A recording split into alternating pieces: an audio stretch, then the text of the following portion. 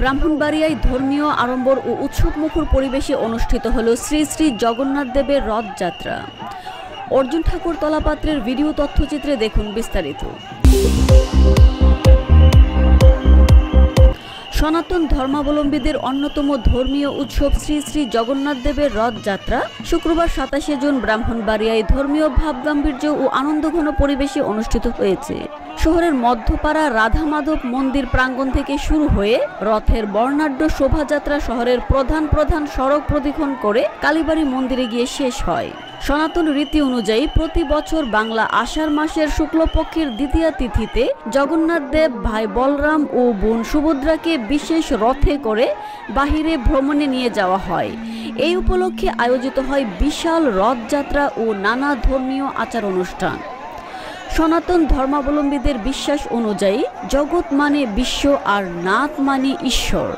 এই অর্থে জগন্নাথ হলেন জগতের নাথ তথা বিশ্ব ব্রহ্মাণ্ডের অধীশ্বর। তার কৃপা লাভে মানব জীবনে কল্যাণ ও মোক্ষ লাভ সম্ভব। এই বিশ্বাসে প্রাচীনকাল থেকেই রথের উপর জগন্নাথ দেবের প্রতিমা স্থাপন করে তাকে অলঙ্কৃত রথে করে টেনে নিয়ে যাত্রা করেন ভক্তরা। ব্রাহ্মণবাড়িয়ায় রাধা মাধব মন্দিরে রথযাত্রা উপলক্ষে সকাল ৮টায় বিশ্বশান্তি ও মঙ্গল কামনায় অগ্নিহোত্র যজ্ঞের মধ্যে দিয়ে উৎসবের আনুষ্ঠানিকতা শুরু হয়।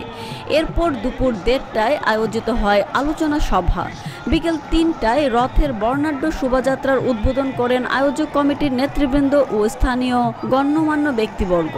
রথযাত্রা উপলক্ষে শহরের ধর্মীয় গান, কীর্তন, পূজা অর্চনা ও প্রসাদ বিতরণ সহ ছিল নানা আয়োজন। শিশু কিশোর থেকে শুরু করে প্রবীণ পর্যন্ত নানা বয়সী মানুষের উপস্থিতিতে শোভাযাত্রা পরিণত হয় উৎসবের মহা সমারোহে। আসন্ন ৫ই জুলাই উল্টো রথযাত্রার মাধ্যমে এই ধর্মীয় উৎসবের পরিসমাপ্তি ঘটবে।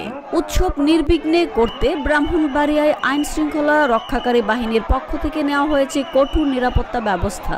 সনাতন ধর্মের এই ঐতিহ্যবাহী উৎসব ব্রাহ্মণবাড়িয়ায় ধর্মীয় সম্প্রীতি ও সাংস্কৃতিক ঐতিহ্যের এক উজ্জ্বল নিদর্শন হিসেবে বিবেচিত হচ্ছে।